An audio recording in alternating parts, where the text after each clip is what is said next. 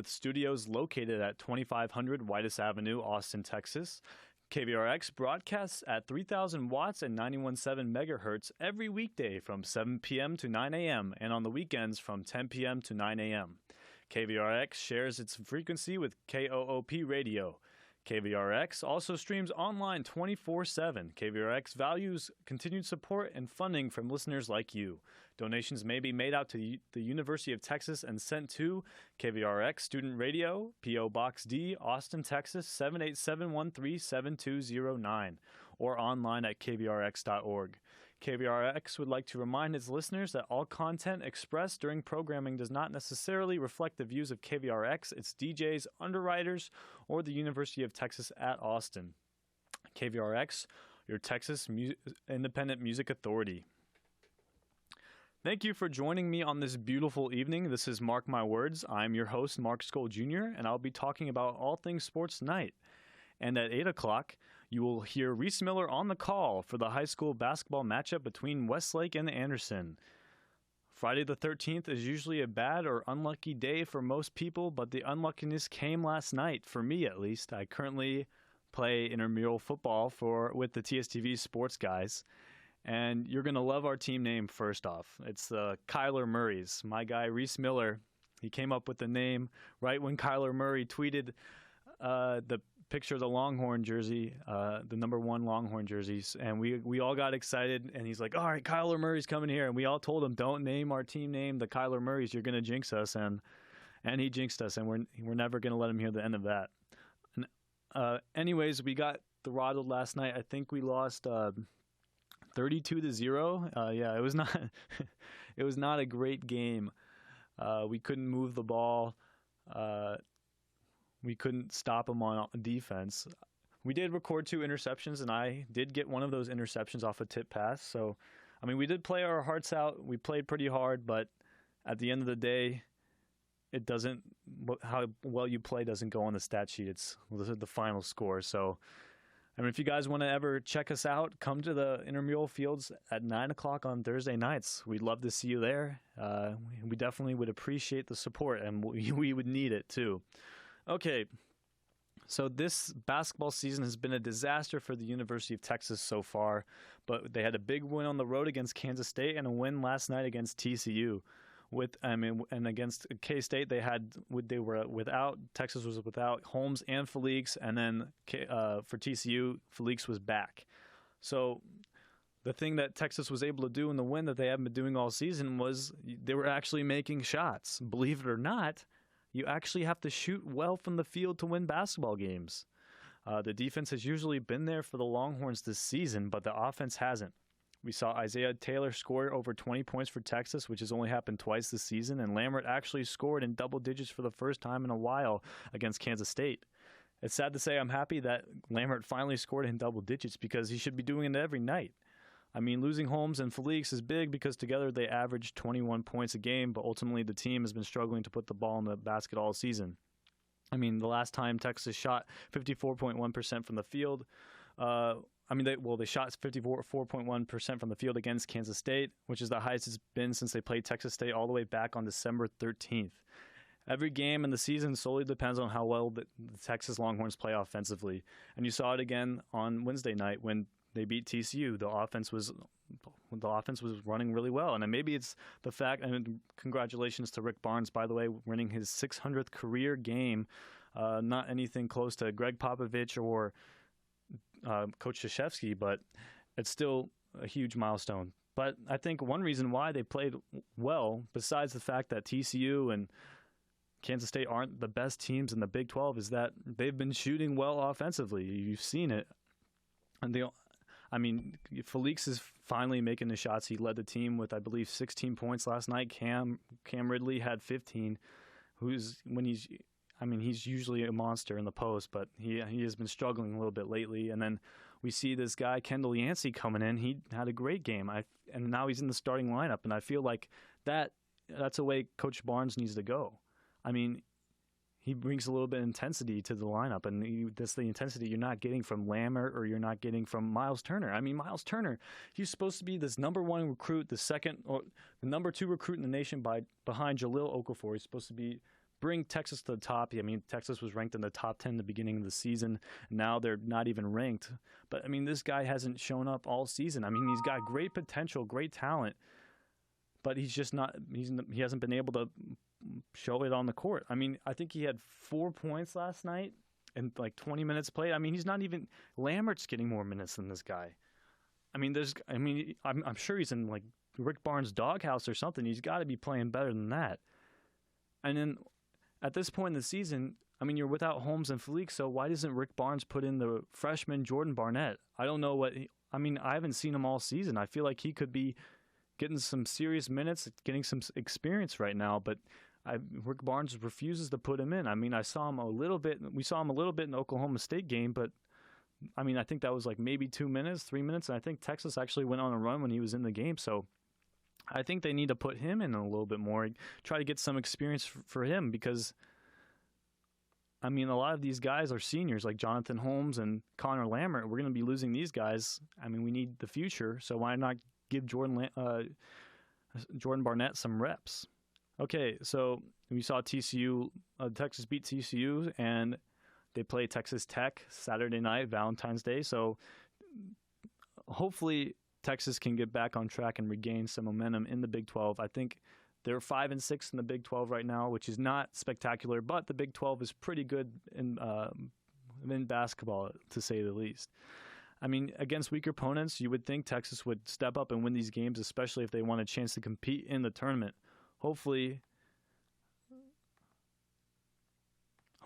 Texas comes out with energy and blows these teams away, which they did against TCU and Kansas State, because they won't compete in the dance otherwise, and Rick Barnes might lose his job. Yeah, he just got his 600th career win, but he's been struggling this season to win the big games, and I mean, they're losing games they should win too, and not to mention the games that they should win by a lot, they're winning by like a few and making it too close. So Rick Barnes' job is definitely in jeopardy. And then I would expect them to win these few games. I mean, I expected them to beat TCU and Kansas State, and hopefully they beat Texas Tech because there's no time left to screw around for this team. I'm pretty sure they know that too. If they want to make it to the tournament, I'm sure Jonathan Holmes is going to do anything he can to get back and get healthy so he can play in the tournament his last year here at Texas. But ultimately, you never know with this team. They're just a constant up and down roller coaster. All right. So baseball starts again in a few days. Well, actually, it starts today. So the expectations for the Texas baseball team are high. I know before I started this radio show, I saw that Texas was losing to Rice 1-0 in the bottom of the second inning. I'm sure something's happened to the score at this point, but still a lot of time left in that game. And then softball also starts this weekend. But with the baseball team, I mean, with all Longhorn sports this season, I expected something great and got exactly the opposite. I'm hoping that the baseball team doesn't prove me wrong this time. I think that they should be pretty good again this year, and hopefully they make a trip back to Omaha this summer. I don't know if they can win the Big 12 because TCU looks pretty sharp, and not to mention they swept Texas last year. But I still think the Texas baseball team can be successful this season. I mean, manager Augie Garrido will keep this team in it to win it until the very end like he always does. I mean, he's won the most college games in NCAA baseball history, so, I mean, he's definitely got the resume. But the team's success ultimately revolves around the pitching. I mean, Texas is obviously going to get solid performances from Hollingsworth and Duke day in and day out, but these guys like Casey Clemens, Blake Goins, and John Malman all need to emerge as reliable arms. If these guys can reach their potential that they have, they could easily make it back to Omaha. And I'm sure that's what everyone is hoping for. Okay, now I'm going to kick it to a commercial break. I'll be right back back with you guys after a few short messages. Want to connect with other people interested in environmental restoration? Trying to find an organization that relates to the rights of indigenous cultures, or looking for a job? Welcome back to Mark My Words. This is your host, Mark Skoll. Thank you for joining me after after that commercial break and on your Friday night. Okay, so recently I asked on Twitter for you guys to tweet me some questions, and I was going to answer them. And I got a lot of responses, a couple from some of my buddies. But yes, I mean, I'll take any responses I can get. All right, so the first response comes from @Steven Strack. Oh, and by the way, if you want to tweet at me at Mark Skoll Jr. That's MarkSkoljr. And the first question comes from Steven Strack at StevenStrack. And he says, at Mark Skoll Jr., why can't some football players be good in college like Manziel and Vince Young, but have slow starts in the NFL and vice versa?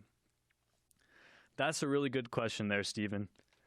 And I can answer it in just one way. You see guys like Manziel and Vince Young, they have all the talent in the world in college. I mean, talent can take you far in college, but college is not the NFL. The NFL, the game is a lot faster. The players are a lot smarter. They're a lot bigger.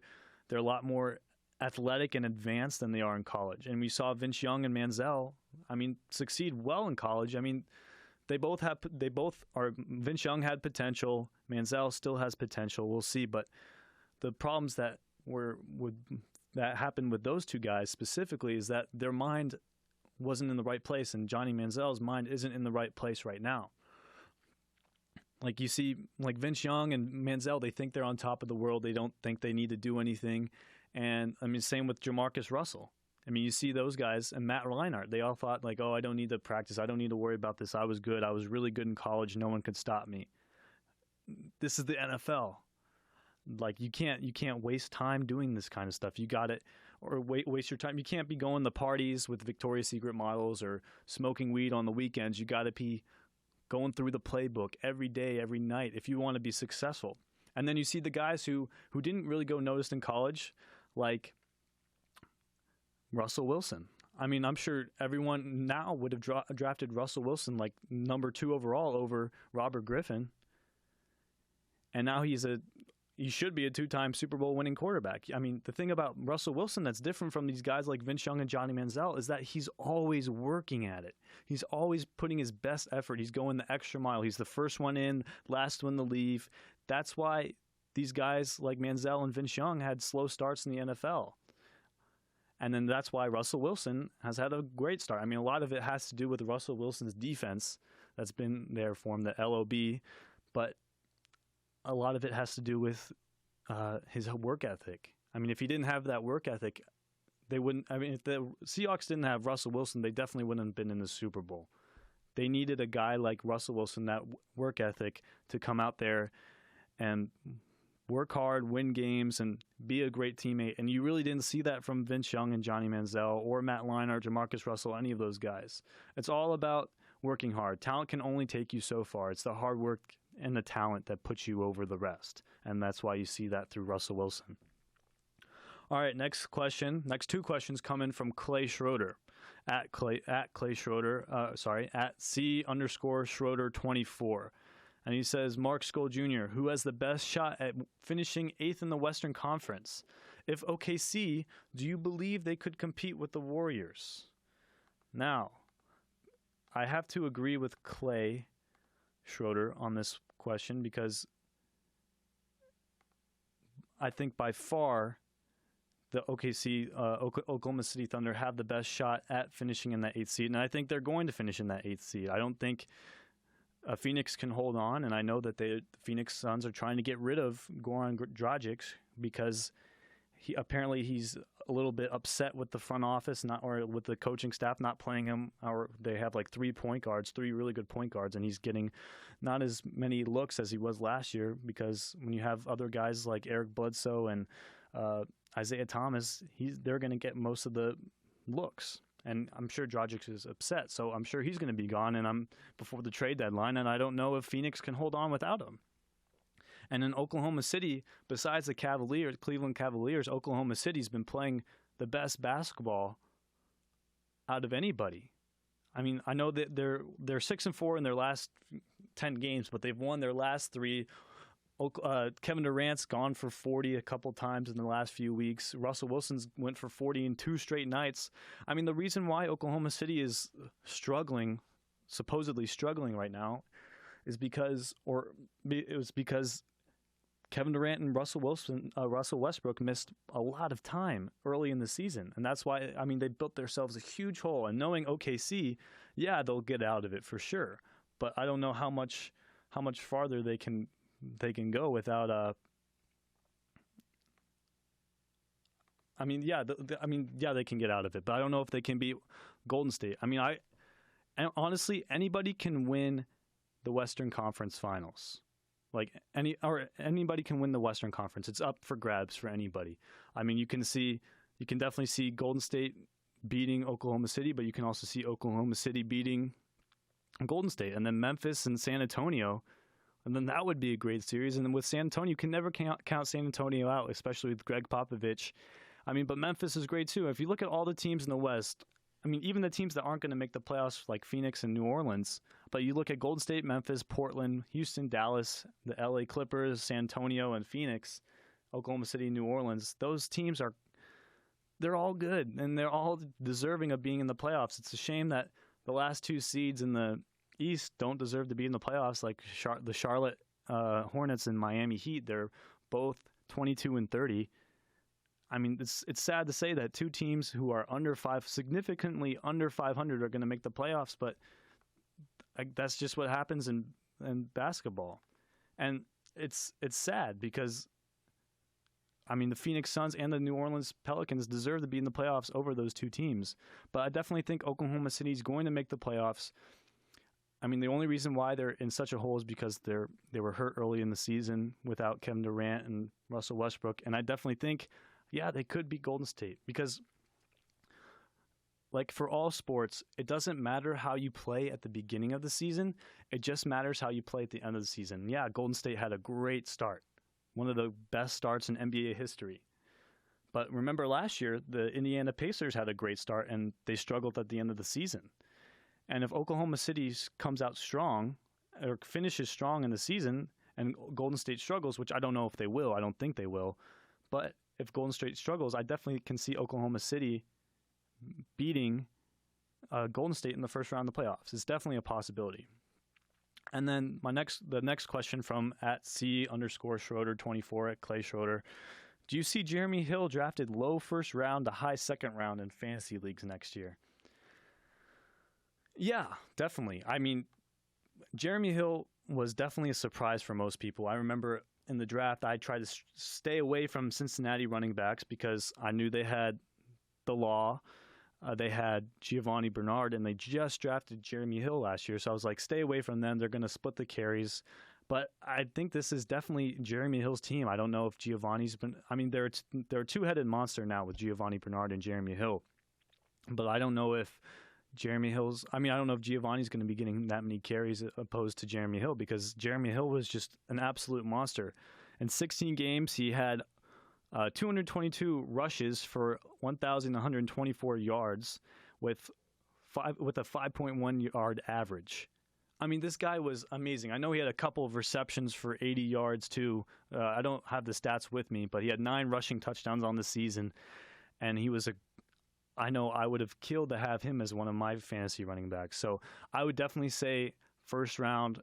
I mean, if he's available in the first round, and for fantasy football, you definitely have to go running back if there's a good running back available. You got to go running back first round if there's a good running back available. You don't want to, or a great running back available, because you don't want to, because the great from the good running backs in fantasy, it's a big drop off. Because the great, you get Marshawn Lynch,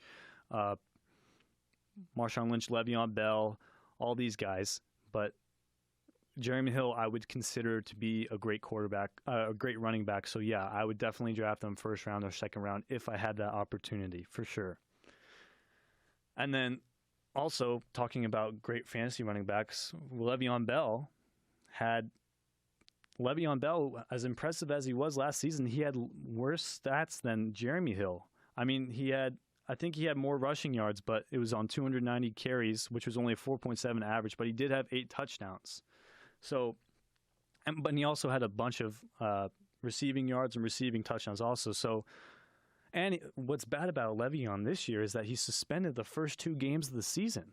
So that could be bad for fantasy. But I definitely think Le'Veon Bell, for me, the fact that he's suspended the first 2 games in the season is kind of frustrating, because if I had the number 1 overall pick, Le'Veon Bell is my guy. I mean, you think about it. I feel like he touches the ball on most possessions. He's either getting a rush or he's getting a reception, and it's always for a big gain too. I mean, you saw against Cincinnati, he couldn't be stopped. Like no one could handle him. He was crazy good. And I know for a fact that I would definitely take Le'Veon Bell number 1 overall. If he was playing 16 games of the season, since he's playing 14, it's kind of a little skeptical, because honestly, every week is important in fantasy, especially for your number 1 overall player. I think his draft stock will drop a little bit, but I definitely go Le'Veon in the first round. He's a great player. He's a really good player. I had him in one of my leagues last year, and he was really good. All right, next question. That was 2 great questions, Clay. Second to last question comes in from Chris at Ciorosco24. 2 24s.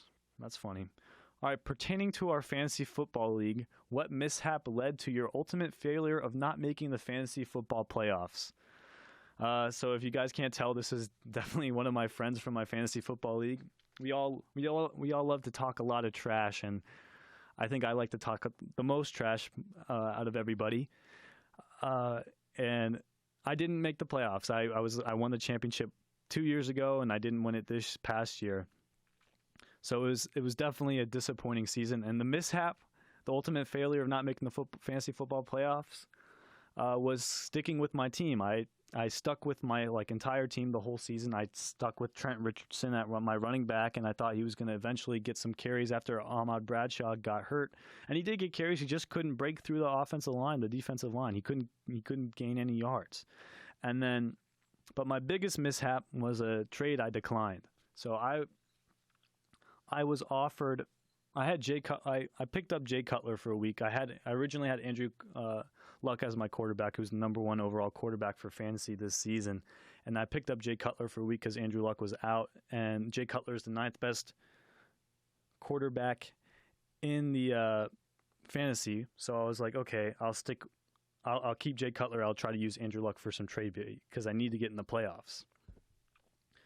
So I put Andrew Luck on the table, and I'm like, okay, I need running backs because my only running back was Eddie Lacy. I needed running backs. So I'm like, okay. And I just picked up Terrence West, and Terrence West is doing pretty well, running back for the Cleveland Browns. So I was like, okay, Andrew Luck is on the table. Let me hear your best offer. I need running backs, wide receivers. So I got, everyone's texting me, oh, I need a quarterback. I mean, and Andrew Luck's the best quarterback, so I was getting great offers from everybody. And then I got one offer that that was going to go through if I accepted it.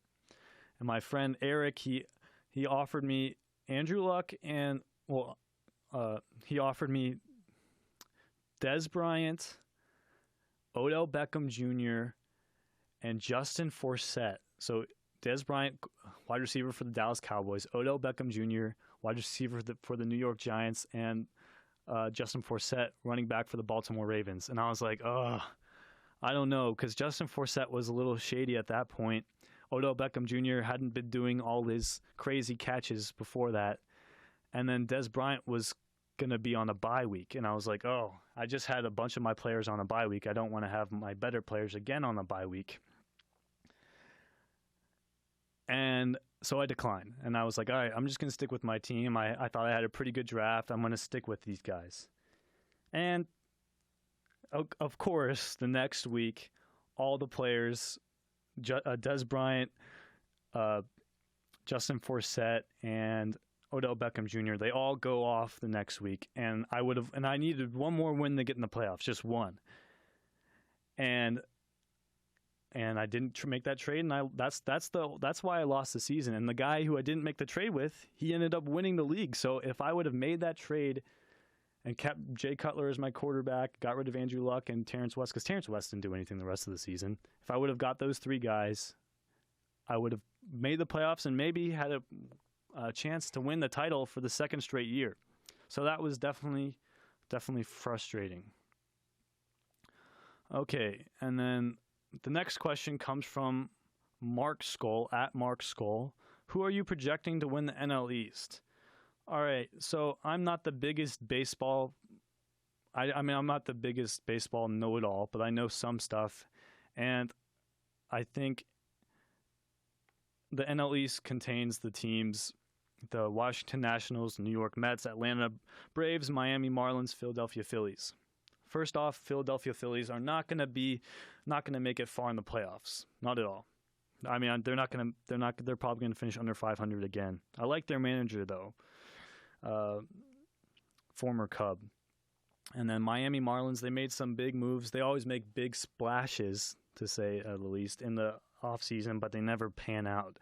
I mean, I think Giancarlo Stanton's great. I think they got a young second baseman in Dee Gordon who showed a lot of potential with the Dodgers last season, but I don't think they're going to be in the playoffs. I don't think they have all the pieces together. And then the Atlanta Braves another team that finished under 500. I think they got rid of Jason Hayward. They're looking to get rid of the Upton brothers. I think they're looking to rebuild more than anything. I don't know if they have that great of a team. New York Mets, it's the Mets. There's no way they're going to make the playoffs. I mean, if they do, all these teams, 4 of these teams finished in under 500. The Mets, the Braves, the Marlins, and the Phillies. 4 of the 5 teams in the division finished under 500. So the obvious choice is definitely the Washington Nationals. I mean, they won the most games They won the most games in the National League. It's tied for second most in the league with wins last season. Finished with 96 wins on the season.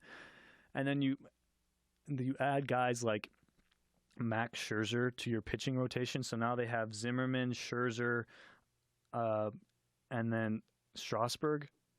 I'm sure there's other guys too. I don't know all the rosters off the top of my head, but with that kind of roster, that kind of pitching rotation, they're going to be crazy good. And plus they have Bryce Harper and Ryan Zimmerman at third base and Jason Worth. I love Jason Worth too in the right field. They're going to be tough to beat. I think they're going to be probably the favorites to win the National League behind the Dodgers.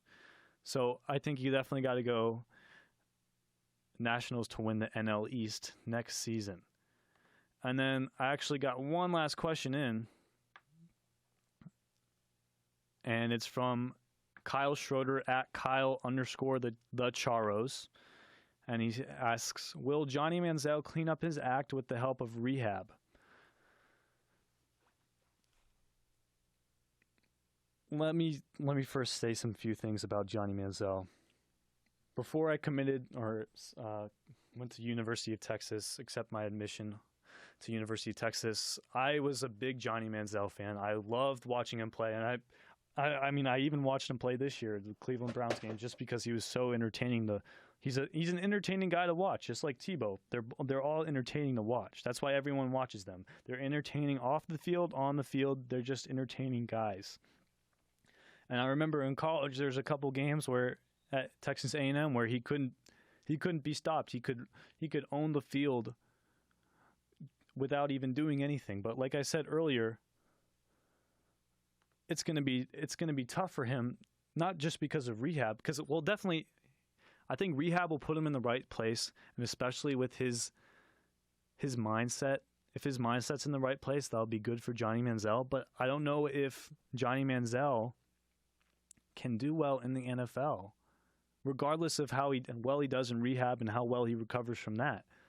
I don't know if his speed is the speed of an NFL quarterback. I don't know if he has the arm of the NFL quarterback. I don't know if he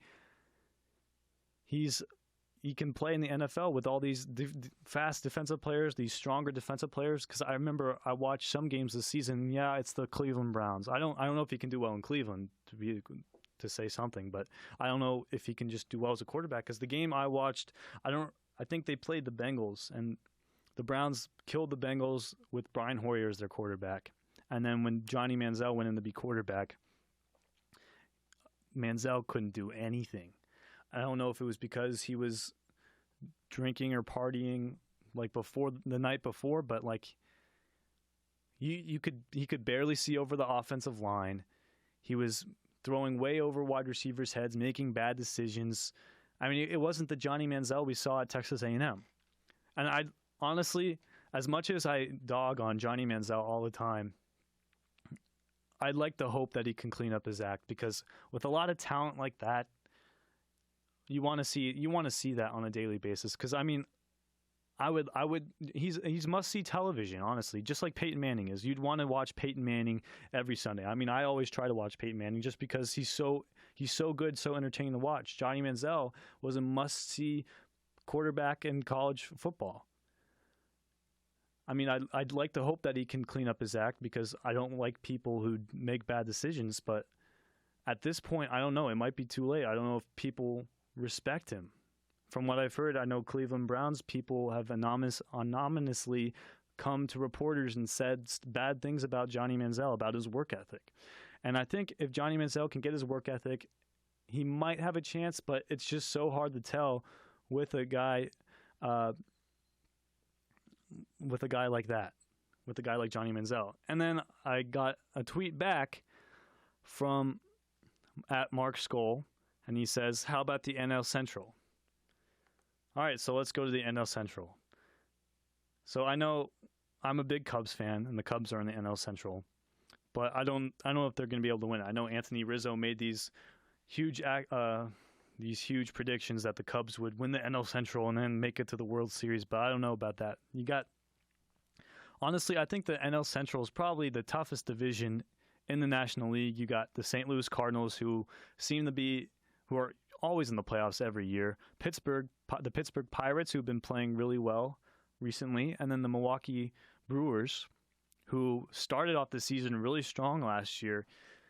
And had great bats. Everything was going well, and they just went on they lost more than 10 games in a row, and that just put them back. I mean, they're only 6 games out of the playoffs, so they're pretty close too. Cincinnati finished under 500, so the Cubs. The safe bet is to go with the St. Louis Cardinals. I mean, they added Jason Hayward. They're consistently in the playoffs. I feel like they're always in the National League championship game. But I think you got to go with the Cardinals, and I think the Pittsburgh Pirates are going to be in the playoffs too. But it could go. I don't think Cincinnati's going to be in the playoffs. I think that Cincinnati's going to be a rebuilding year for them. And I think the Cubs, everybody's giving these high expectations for the Cubs, but I personally don't believe that they're going to be in the playoffs. I think they could. I mean, I don't think they're going to win the division by any means. I think they could possibly get a wild card, but the odds of that happening, I feel, are slim, because all these young guys they're bringing up need to develop first. They need to adjust to the major leagues. I mean, you saw Javier Baez struggle immensely last year. The Cubs aren't going to make the playoffs if he either strikes out or hits a home run every time, and it's usually a strikeout. So if Javier Baez can get better, if Chris Bryant can become the player who everyone's expecting him to be, and Jorge Soler, all these other young guys play well, I think they could win a wild card game. But if you think about it, they swapped Jeff Samardzija and John Lester. But I think their young pitching staff is good. I think if everyone develops the right way, I think they'll make the playoffs. I don't think they'll win the division. I think the Cardinals are going to win the division. I think the Cardinals, they win 90 games consistently every year. I think they have a great head coach. They have a great pitching staff. They just added Jason Hayward, like I said earlier. So I think I'm going to have to go with the Cardinals, and I can honestly see 3 teams in that division going to the playoffs. I can see Pittsburgh. I can see either Pittsburgh. I mean, I think St. Louis is going to win the division. I can see either Pittsburgh, Milwaukee, or Chicago. The Chicago Cubs making the playoffs between those 5 teams in the National League Central. I think St. Louis definitely wins the division, though. They've done it consistently for a long time, and you always see them do well at the end of the season. All right. So those are that was Mark's mailbag for you. I mean, tweet me some questions next week @MarkSkull Jr. and I'll be sure to answer your questions on the show. Okay, now moving on. Greg Popovich, coach of the San Antonio Spurs, got his 1,000th career win the other night. And so I'm answering the question, where does he rank among best NBA coaches of all time? And for me, I feel like this is an easy one. Some people disagreed with me, but I think he's the best. I think he's number one. I think he's the best by far, too. I mean, Pop currently holds the second best winning percentage among coaches who have reached 1,000 wins behind Phil Jackson, and is the third fastest to reach 1,000 wins behind Phil Jackson and Pat Riley. But the reason why I say he's the best is because he has won without superstar athletes like Michael Jordan and Kobe Bryant for Phil Jackson, and Kareem Abdul-Jabbar and Magic Johnson for Pat Riley. I mean, don't get me wrong, Pat Riley and Phil Jackson are great coaches, but could they have won without those superstar athletes? And then you see Tony Parker and Manu Ginobili for Pop. I mean, these guys wouldn't be future Hall of Famers if it wasn't for Pop. And then you see two of Popovich's products, Steve Kerr and Mike Budenholzer, whose respective teams, the Golden State Warriors and the Atlanta Hawks, have the best record in the NBA. So his system is done well in other places too. It's his system. It's the way he treats his players. I mean, Pop is the best because he's been dealt an average hand. I mean, Manu Ginobili and Tony Parker were average players. No one thought a lot about them when they were drafted. And so he was dealt an average hand. Pop has played it to his advantage. The Spurs consistently play as a team and aren't considered a team stacked with superstars. Plus, they've made it to the playoffs the past 16 years in a tough Western Conference. I think he's by far the best in my mind.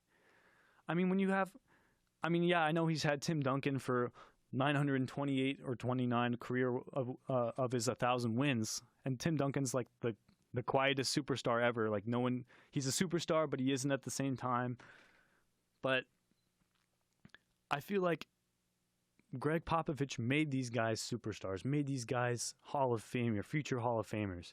I mean, without Greg Popovich, would these guys be in the Hall of Fame? I mean, if you think about it, probably. I mean, Tim Duncan, yeah, probably, but Tony Parker and Manu Ginobili, no, I don't think they would be future Hall of Famers if it wasn't for Greg Popovich. Plus, Greg Popovich has done it in one spot. He's won it with one. He's won 5 championships with one team. Phil Jackson had to do it with 2, and he had 2 of the best top 5 basketball players of all time on his squads for all 11 of his championships. And then Pat Riley had Kareem Abdul-Jabbar and Magic Johnson. And then some will say Red Auerbach for the Boston Celtics was one of the best coaches too. But, I mean, it was a different time, a different era. I mean, Bill Russell was a great player. He won, I think, 11 rings, 11 or 9. I'm not sure off the top of my head, but it was a different time period. I mean, that was a time period when Wilt Chamberlain was scoring 100 points in a game. I mean, that couldn't happen now. I mean, with the era that we're in basketball, with all these all these players are way more athletic than they were back then. And Greg Popovich has been in the playoffs the last 16 years with his team, through injuries, through everything. And the thing is, they play as a team. That's why it's so fun to watch these guys. They're great. I could watch them. I mean, that's a team you would love to watch because you always see great passing. Everyone loves to see Kobe Bryant and LeBron James play, but these guys play as a team, and it's great. It's great basketball to watch. And if you're a high school basketball coach or a college coach, that's the team you watch. You don't watch LeBron James and you don't watch Kobe Bryant. You watch these teams that have these players who work together as a unit to achieve a common goal. And the thing about Popovich is that even when Tony Parker, Manu Ginobili, and Tim Duncan are all gone, they're still going to be good because it's the system. It's not necessarily the players. It's the system that works so well. And, I mean, you've seen Kawhi Leonard. I mean, if people knew that Kawhi Leonard would be as good as he is, they would have drafted him number 1. And Greg Popovich saw the potential in Kawhi Leonard, and he took it right away with like the 15th overall pick. So I think definitely Greg Popovich is the best coach of all time because he's just been dealt an average hand. He's used it to his advantage. All right. Next question comes in. is what are the biggest needs for the Cowboys and the Houston Texans? Oh, and before that, I just want to tell you that Reese Miller will be on the coverage for high school basketball at 7:55. So I have 14 minutes left with you guys tonight on this beautiful Friday night, and I'll be kicking it to Reese Miller for the high school basketball coverage of Anderson and Westlake at Anderson High School. Should be a great matchup. Oh, and also, if you guys aren't doing anything tonight and you're in the Austin area, definitely go check out the Lake Travis and Hayes game for the top two teams in district, and this game has a lot for playoff implications. Whoever will get the first and second seed at Lake Travis High School. Great game to watch. I've been covering Lake Travis lately. They've done pretty well. They haven't been able to be stopped recently, and maybe Hayes will be an obstacle in their road to the first place in district. So we'll see how that goes tonight. If you're in the area, definitely check that one out. All right, so biggest free agent needs for the Cowboys and Texans. The first need in free agency for the Cowboys is to first off try the re-sign running back DeMarco Murray and wide receiver Dez Bryant. Both of these players were crucial to the Cowboys' success last season and big reasons as to why the Cowboys were actually in the playoffs. If you had to pick one, I say you go with Dez because Dez has plenty of years left in his career, and DeMarco only played one complete season in his career, which was last year. Plus, with DeMarco Murray had a bunch of carries last year. I think that's only happened 5 other times where players have had more carries than them. You've seen it with Curtis Martin and Larry Johnson. And then after they had a great year, after Curtis Martin and Larry Johnson had their breakout years with all those carries, the next year they would drop off, and they drop off again after that. So if history is consistent with itself, DeMarco is probably not going to have the best year, and he might end up hurt again. So I think you definitely have to go with Dez if you have to pick one of the two. But if I'm the Dallas Cowboys and if I'm Jerry Jones, I'm trying to find out some way in order to get both of these players because I think they're both crucial to this team's success, and I don't think Tony Romo can do it all without those two guys. But other than that, I think the Cowboys have to look to the defensive side of the ball. If they had a lot of talent on the defensive side of the ball, think about how good they would be. I mean, they were one play away from the NFC Championship game, and they could have possibly been to the Super Bowl if it wasn't for that call. And so, I mean, if they were able to hold Aaron Rodgers defensively, I think it wouldn't have come down to a last call. They would have been able to win the game easily. So any position on the defensive side of the ball would be help for the Cowboys, but it all starts up front. So I would say defensive line. And I hear Ndamukong Suh is looking to leave Detroit, so I'm sure Dallas would be one of his landing spots. And I'm sure Jerry Jones would love to pay Ndamukong Suh the big bucks if he could. And as for the Texans, they almost made the playoffs with a pretty average roster last year, finished 9-7. And obviously, I mean, this is obvious for any football fan or non-football fan. Their biggest need is quarterback. Fitzpatrick and Mallett are just transition players to who will become their quarterback of the future. Unfortunately for the Texans, their best option on the market is Mark Sanchez and maybe Josh McCown, who was just released by the Tampa Bay Buccaneers. But both of these guys are definitely an upgrade from what they've had before. And if the Broncos don't want Peyton Manning, which there are reports that Peyton Manning says that he's ready and available, he's mentally and physically ready to play this next season. But will the Broncos pay him $19 million next year? I don't know. But if he doesn't stay in Denver, I think the Texans would be smart to give Peyton Manning a quick phone call. I mean, if they had a good quarterback, because I think they definitely need a wide receiver help. But if they had Peyton Manning at quarterback, and then with Arian Foster, and their defense is going to be good, especially with hopefully Jadeveon Clowney coming back and healthy, I think they're going to be a tough team to beat, definitely. So I think their biggest need by far is quarterback, maybe wide receiver, because I think Andre Johnson's getting a little old, and I don't know if he wants to play for the Texans next year. So I think you definitely have to go quarterback first, then wide receiver, and then they need to re-sign some of their good defensive players who are free agents too. All right. Now, the NBA All-Star Game is this weekend, and I had my whole spiel on the NBA All-Star Game, NBA All-Star Weekend the events last week, but this week I'll say make a case for the best player that got left out. So we all saw the three biggest All-Star snubs. They've been added to the All-Star team with Damian Lillard out of the Portland Trailblazers, DeMarcus Cousins from the Sacramento Kings, and Kyle Korver from the Atlanta Hawks, who has a crazy shot. And funny story about Kyle Korver before I jump into who's the biggest snub who actually didn't make the All-Star team and wasn't added. Kyle Korver, I was watching NBA on TNT last night, and they had Jeff Teague, who's Kyle Korver's teammate, point guard for the Atlanta Hawks.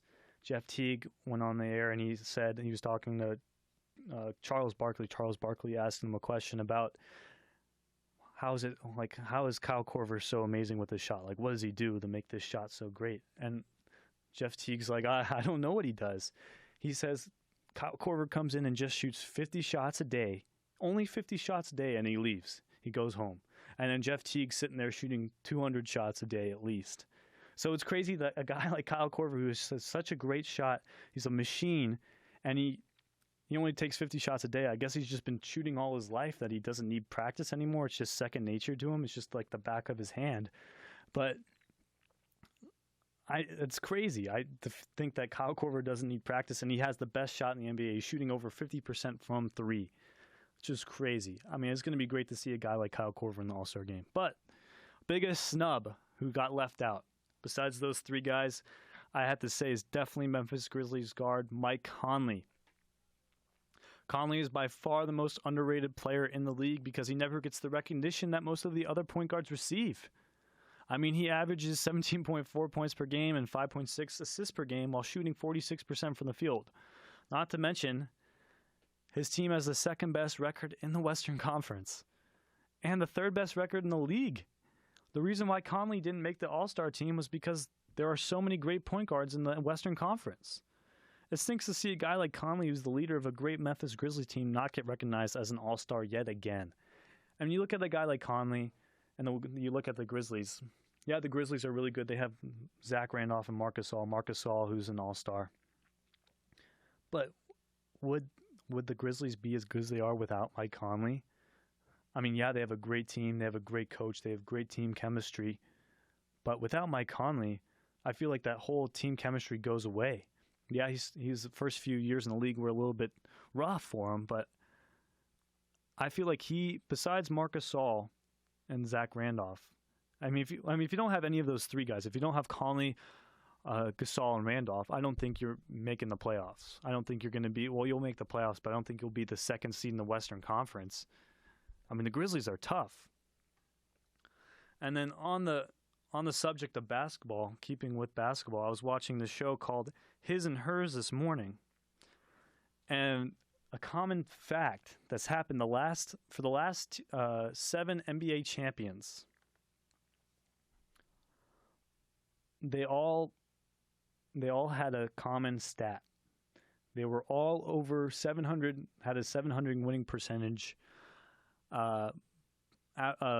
leading up to the All-Star break. So right after the All-Star break, they had 700 winning percentage. And there's only 3 teams in the NBA who are over 700, who have a 700 winning percentage. And it's the Warriors, the Hawks, and the Grizzlies. I honestly think the streak might be broken this year. I don't know if the Warriors and the Grizzlies might have a great chance of making it to they're the number 1 and 2 teams in the Western Conference, which is great. It's great to see them doing well in the Western Conference, and it's tough to do well in the Western Conference. But then again, it's the Western Conference. And if the Warriors have to play OKC in the first round, and if the Grizzlies have to play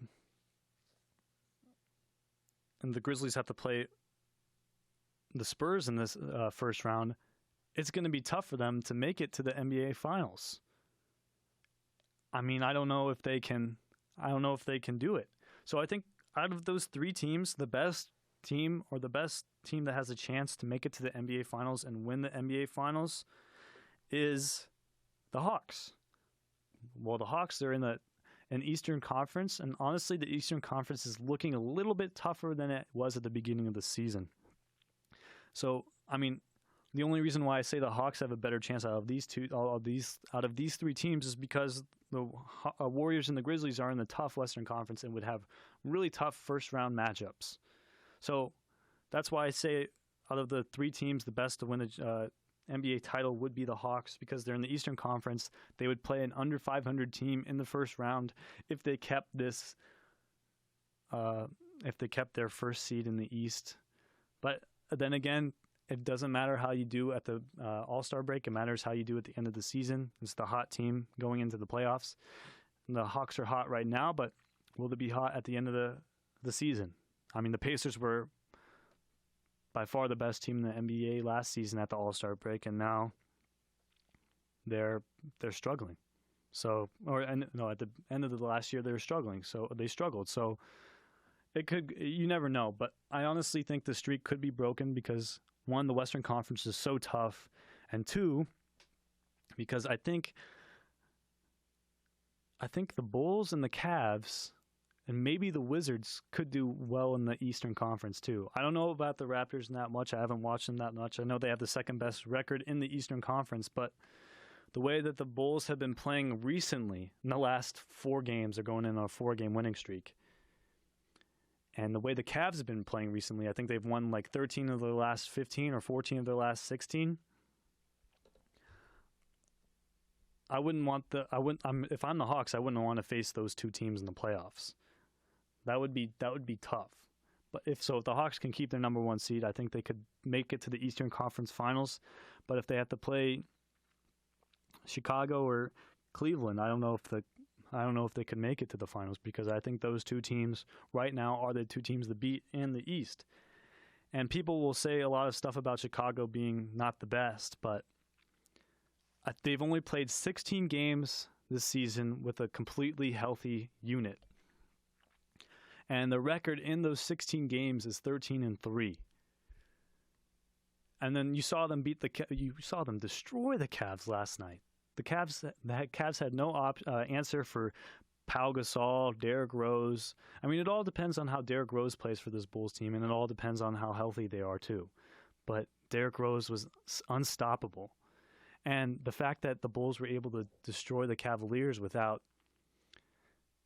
Jimmy Butler, who's the main guy who guards LeBron, the fact that they were able to stop the Cavs without Jimmy Butler to guard LeBron is huge. I mean, Tony Snell stepped up. I know LeBron finished with 31 points, but the big stat of the night for LeBron was he finished with 8 turnovers. And the big stat of the night for Derrick Rose is he finished with only 2 turnovers, and his last 2 turnovers came in the fourth quarter. His only 2 turnovers came in the fourth quarter. So that was the big deal of the night for the Bulls. They were able to hold LeBron to that. And I think the Cavs made some really smart decisions making all those acquisitions with Timothy Mozgov, Iman Shumpert, and J.R. Smith. I think those were great additions. And I definitely wouldn't want to face them in the playoffs either. So I wouldn't want to face the Bulls. I wouldn't want to face the Bulls, the Cavs, or the Hawks in the playoffs. I mean, I'd rather face the Hawks out of those 3 teams. And I wouldn't want to face anyone in the Western Conference too. I think it's going to be a fun NBA playoffs this season. So it's going to be a great playoffs. All right, and last thing, I have 5 minutes left. I have an extra 5 minutes because Reese just texted me, wants a 8 o'clock start time, so I have 5 more minutes. And recently, to get the Chicago sports talk in, I'm going to talk about this article I wrote for ProFootballSpot.com. Since there's not really much to talk about for the Bears this offseason, I thought I'd make a list of the top 5 Chicago Bears quarterbacks of all time. I mean, the Chicago Bears have one of the most storied franchises since football was created. The Bears are known for running backs, linebackers, defensive linemen, the whole shebang. But if you name it, the Bears probably had it at some point. But if you ask any Bears fan about the success of the quarterback position in the organization, they would probably laugh at you. And there really isn't anyone who is a great quarterback for the Bears, but every team has a top 5 for every position. So here's my top 5 quarterbacks in Chicago Bears history. Number 5, Rex Grossman, Sexy Rexy. When Rex Grossman is one of your top 5 best quarterbacks of all time, you know your team hasn't had that much success at the position. To give Rex Grossman some credit, he was oftentimes injured and did lead the Bears to the number 1 overall seed in the 2006 season when they made it to the Super Bowl. I mean, yeah, Grossman led the Bears to their second Super Bowl appearance, and some may argue if the Bears had a better quarterback, they might have won the Super Bowl that year because their defense was unstoppable. I mean, Grossman definitely had the skill set to be a really good quarterback, but he was just inconsistent, just a spotty player. And then there would be games where he would play perfectly, and then there were games where he played completely awful. And not to mention, he was a fumbling machine. I feel like he bobbled like every snap that went his way, and you saw that in the Super Bowl. I remember he like fumbled a couple snaps that the quarterback should be able to handle. And I feel like if Grossman wouldn't have made the Super Bowl, he wouldn't be on this list. He had potential to be good, but he just never reached his potential. And then Eric Kramer's number 4 on my list. Kramer, the only reason I had him at number 4 is just because he leads the Bears' single-season record for passing yards and passing touchdowns. So he has a single-season record for passing yards and touchdowns. So he was highly productive, and unfortunately, he wasn't able to develop how the Bears would have liked him to. And then he currently holds the second-best quarterback rating in Bears history. My number 3 quarterback is Jim McMahon. Jim McMahon is also known as the Punky QB. He was Dick and Ditka's punching bag. He was the man under center during the Bears' only Super Bowl win in 1985. His stats in 1985 were nothing beyond average, but were in fact the best of his career. I mean, he threw for only 2,392 yards, only 15 touchdowns, and 12 interceptions. So this is the number 3 Bears quarterback of all time, in my opinion. So it's not that great stats. And then the one thing that McMahon did for the Bears, besides bringing the Bears a Super Bowl ring, which probably wasn't his doing, it was the defense and Walter Payton, he brought a certain swagger to the team. I mean, his punky attitude added a whole new dimension to the team that had never been seen before and was part of the reason why they won the championship. He upset a few people along the way, including Coach Ditka and former Commissioner Pete Rozelle with the famous headband that said Rozelle on it. But yeah, I'd say Jim McMahon's my number 3. My number 2 is Jay Cutler. Jay Cutler, he's going to break all the Bears quarterback passing records for hopefully touchdowns in the season soon. I think he threw for 28, so he's 1 away from tying Eric Kramer for most of the season. But, I mean, Cutler's by far has the most talent out of a quarterback that's ever played for the Bears. He's just been unable to win, and he's just inconsistent. If he can win, if Cutler can get some playoff wins under his belt and possibly a championship, only then can he be considered the best Bears quarterback of all time. Statistics can only prove so much. It's what happens on the field that makes a difference. And number 1 is probably someone you've never heard of before in your life. Sid Luckman, quarterback for the Bears from 1939 to 1950. He won 4 championships during his time with the Bears and is the only Bears quarterback with a bust in the Pro Football Hall of Fame. And in his best year, he threw for 28 touchdowns with only 12 interceptions, and he beat the Washington Redskins 73-0. All right, so that's my top 5 Bears quarterbacks of all time. This has been Mark My Words. Thank you for listening. Now I'm going to send it to Reese at Anderson High School for your Austin area high school basketball coverage. Thanks for listening, guys. Have a good night. Safe weekend.